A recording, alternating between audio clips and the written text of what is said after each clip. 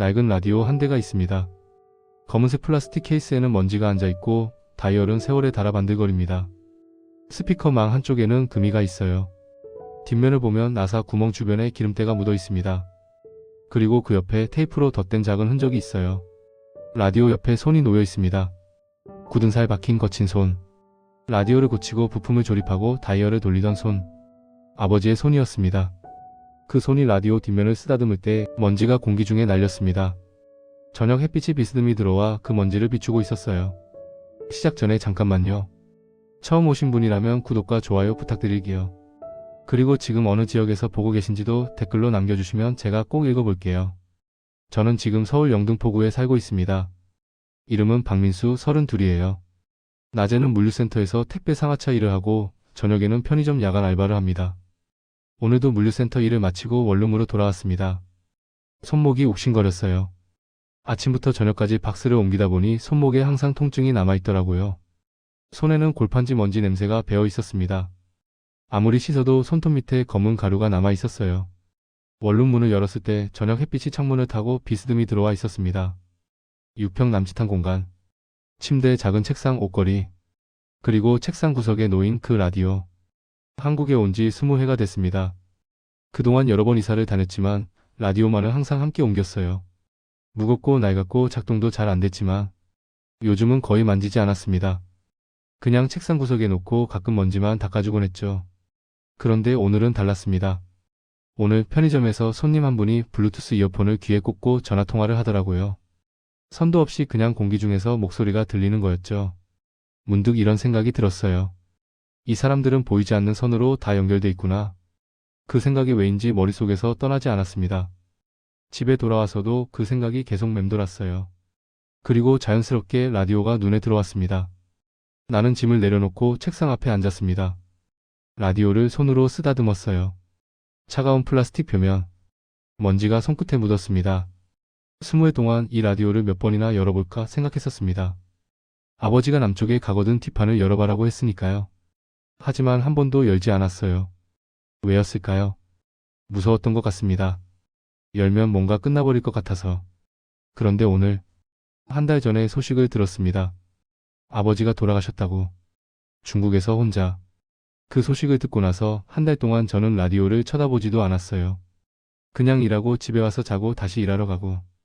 그런데 오늘 이 라디오가 자꾸 눈에 들어오더라고요. 나는 서랍에서 드라이버를 꺼냈습니다. 아버지는 왜 이 라디오를 가져가라고 했을까? 이제는 알아야 할 것 같았습니다. 함경북도 무산이었습니다. 우리 집은 2층짜리 연립주택 1층 끝방에 있었어요. 아버지 이름은 박성호. 라디오 수리공이었습니다. 동네에서 라디오나 녹음기가 고장나면 다들 우리 집으로 가져왔어요. 아버지는 집 안 작은 작업실에서 항상 라디오를 만지고 있었습니다. 드라이버로 뒷판을 열고 회로 기판을 들여다보고 납땜인두로 부품을 붙이고. 그 모습을 저는 문틈으로 자주 지켜봤어요. 아버지는 일할 때 말이 없었습니다. 그냥 조용히 손을 움직였죠. 찍 하는 납땜 소리, 딸깍하는 부품 끼우는 소리. 그 소리들이 저는 좋았습니다. 어느 날 아버지가 저를 불렀어요. 민수야, 들어와 봐. 저는 작업실로 들어갔습니다. 책상 위에는 분해된 라디오가 놓여 있었어요. 이거 봐라. 아버지는 회로 기판을 손가락으로 가리켰습니다. 이 선이 끊어져서 소리가 안 나는 거야.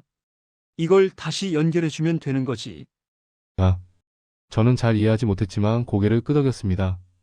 아버지는 납땜인두를 들고 끊어진 선을 다시 붙였어요. 찍 하는 소리와 함께 하얀 연기가 올라왔습니다. 연기 냄새가 코를 찔렀어요. 됐다. 아버지는 라디오를 다시 조립하고 전원을 켰습니다. 치지직 하는 소리 뒤에 깨끗한 음악이 흘러나왔어요. 민수야, 라디오는 말이지. 아버지는 다이얼을 천천히 돌리면서 말했습니다. 멀리 있는 소리를 여기까지 가져오는 거야. 보이지 않는 선으로 연결되는 거지. 보이지 않는 선이요? 응. 내 눈에는 안 보이지만 분명히 연결돼 있어. 저는 그 말이 무슨 뜻인지 잘 몰랐습니다. 하지만 아버지가 그렇게 말할 때 목소리가 조금 달라지는 걸 느꼈어요. 저녁이 되면 어머니가 밥을 차렸습니다. 옥수수밥, 감자 몇 개에 된장국. 김치는 항상 모자랐지만 어머니는 제 그릇에 한 숟가락 더 떠주곤 했어요. 민수야, 많이 먹어. 네. 밥을 먹을 때 아버지는 말이 없었습니다. 그냥 조용히 숟가락을 움직였죠. 하지만 가끔 저를 보면서 작게 웃곤 했어요. 어느 겨울 아침이었습니다. 밖에 눈이 많이 내렸어요. 저는 학교에 가려고 현관에 서 있었습니다. 어머니가 다가왔어요. 손에 낡은 목도리를 들고 있었습니다. 민수야, 이거 해. 어머니는 제 목에 목도리를 둘러주셨어요. 털실이 목에 닿을 때 따뜻했습니다. 추울 때는 목부터 가려야 한다. 목이 시리면 온몸이 추워지는 거야. 네, 어머니. 어머니는 제 목도리를 한 번 더 여미고 머리를 쓰다듬어 주셨어요. 잘 다녀와라. 저는 그 말이 당연한 거였습니다. 어머니가 목도리를 둘러주고 잘 다녀오라고 하는 것. 그때는 그게 언제까지나 계속될 줄 알았습니다. 그런데 그 시절이 무너지는 데는 생각보다 오래 걸리지 않았습니다. 배급이 끊겼습니다. 처음엔 일주일, 그 다음엔 한 달. 사람들은 장마당으로 나가기 시작했어요. 집안은 점점 추워졌습니다. 난방이 들어오지 않아서 밤에는 이불을 세 겹 덮고 잤어요. 입김이 하얗게 나왔습니다. 어머니는 장마당에 나가기 시작했습니다. 아침 일찍 나가서 저녁 늦게 돌아왔어요.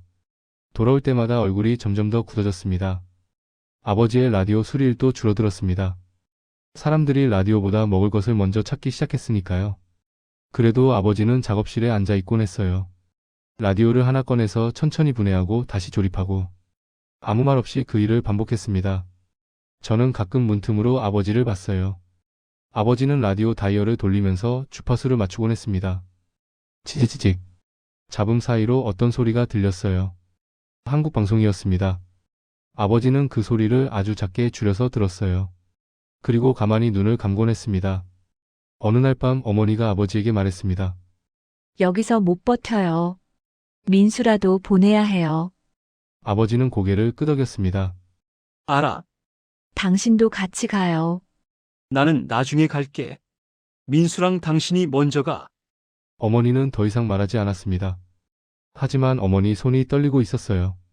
그날 밤 저는 이불 속에서 부모님의 낮은 목소리를 들었어요. 정확히 무슨 말인지는 들리지 않았지만 두 사람 다 목소리가 떨리고 있었습니다. 며칠 뒤 아버지는 저를 작업실로 불렀어요. 민수야, 이리 와봐. 책상 위에는 그 낡은 라디오가 놓여 있었습니다. 아버지는 드라이버를 들고 라디오 뒷판 나사를 풀기 시작했어요. 손이 조금 떨리고 있었습니다. 나사를 다 풀고 뒷판을 열었습니다. 회로 기판이 보였어요. 아버지는 주머니에서 작은 봉투를 꺼냈습니다. 그리고 그걸 회로 기판 밑에 조심스럽게 집어넣었어요. 민수야, 네? 이 라디오 내가 가져가라. 라디오요? 응. 무겁지만 꼭 가져가야 해. 저는 고개를 갸웃했습니다. 아버지, 라디오 가져가서 뭐해요? 아버지는 한참 동안 대답하지 않았어요. 그러다가 천천히 말했습니다. 나중에 내가 남쪽에 가거든. 이 라디오 뒷판을 열어봐라. 뒷판요? 응. 그때 알게 될 거다. 아버지는 다시 뒷판을 닫고 나사를 조였습니다. 그리고 테이프로 나사 주변을 조심스럽게 덧댔어요. 민수야, 아버지는 제 어깨에 손을 올렸습니다. 거칠고 따뜻한 손. 아버지가 못해준 말이 많다. 미안하다. 저는 그 말이 무슨 뜻인지 몰랐습니다. 왜 아버지가 지금 이런 말을 하는지도 몰랐어요. 하지만 아버지 눈에서 뭔가 다른 게 보였습니다. 빛이었을까요? 아니면 물기였을까요? 괜찮아요, 아버지. 나는 그렇게 말했습니다. 아버지는 고개를 끄덕였어요. 그리고 라디오를 제 손에 쥐어줬습니다. 이틀 뒤 저는 어머니 손을 잡고 국경을 넘었습니다. 밤이었어요. 강물 소리가 들렸고 바람이 차가웠습니다. 목이 시렸어요. 어머니가 둘러주던 목도리가 생각났습니다. 배낭 맨 밑에는 그 라디오가 들어있었어요. 무거웠습니다. 아버지는 집에 남았습니다. 나는 나중에 간다. 그게 마지막 말이었습니다. 한국에 온 지 20회가 됐습니다. 그동안 저는 여러 곳에서 일했어요. 공장, 식당, 건설 현장, 물류센터. 돈을 벌고 원룸을 얻고 하루하루 살아왔습니다. 아버지는 오지 않았습니다. 어머니는 오신 지 5년 만에 돌아가셨어요. 병원비를 낼 돈이 없어서 집에서 돌아가셨습니다. 마지막에 어머니가 제 손을 잡고 말씀하셨어요. 민수야, 목 따뜻하게 해라. 그게 마지막 말씀이었습니다. 저는 혼자 남았습니다. 그리고 한 달 전, 중국에 있는 지인한테서 연락이 왔어요. 아버지가 돌아가셨다고. 혼자 작은 방에서. 저는 그 소식을 듣고도 라디오를 열지 않았습니다. 왜인지 무서웠어요. 열면 정말로 끝나버릴 것 같아서. 그런데 오늘 저는 책상 앞에 앉아 그 라디오를 보고 있었습니다. 이제는 알아야 할 것 같아. 나는 서랍에서 드라이버를 꺼냈습니다. 라디오를 뒤집었어요. 나사 구멍들이 보였습니다. 테이프로 덧댄 흔적도 여전히 남아 있었어요. 손이 떨렸습니다. 왜 떨리는지 저도 몰랐습니다. 나는 드라이버를 나사 홈에 맞추고 천천히 돌리기 시작했어요. 찌직하는 소리. 나사가 하나씩 풀렸습니다. 마지막 나사를 풀고 뒷판을 들어 올렸습니다. 회로 기판이 보였어요. 먼지가 앉아있고 부품들이 낡아 있었습니다. 그리고 그 밑에 작은 봉투가 하나 있었습니다. 나는 숨을 멈췄어요. 봉투를 조심스럽게 꺼냈습니다. 종이 재질이 바스러질 것 같았어요. 안을 열었습니다. 첫 빈 종이 한 장이 들어 있었습니다. 손이 더 떨렸어요. 종이를 펼쳤습니다. 아버지의 글씨였습니다. 민수야, 이 글을 읽고 있다면 너는 지금 남쪽에 있겠구나. 아버지는 너한테 해주고 싶은 말이 많았다.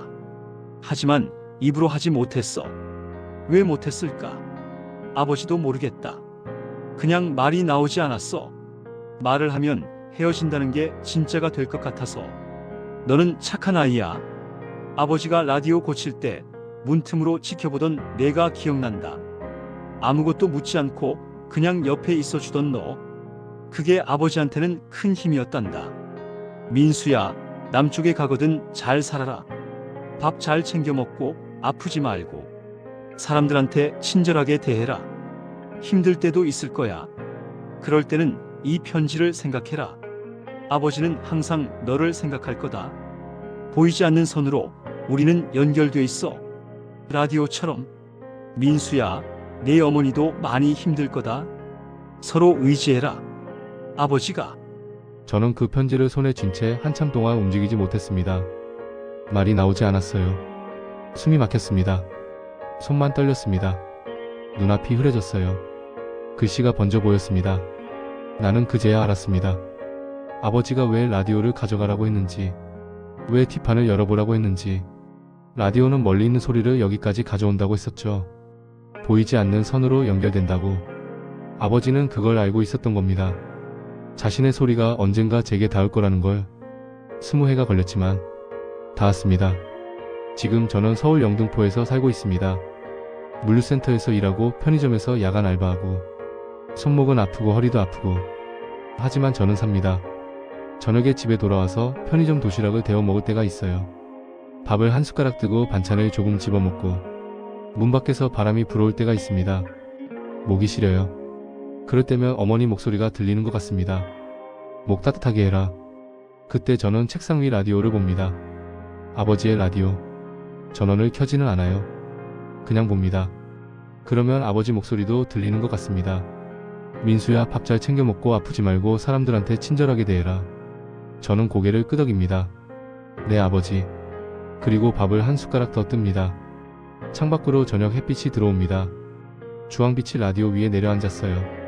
라디오는 아버지의 목소리를 닿겠고 목도리는 어머니의 손길을 남겼습니다. 그 두 사람의 마음이 지금도 제 하루를 지켜주고 있습니다.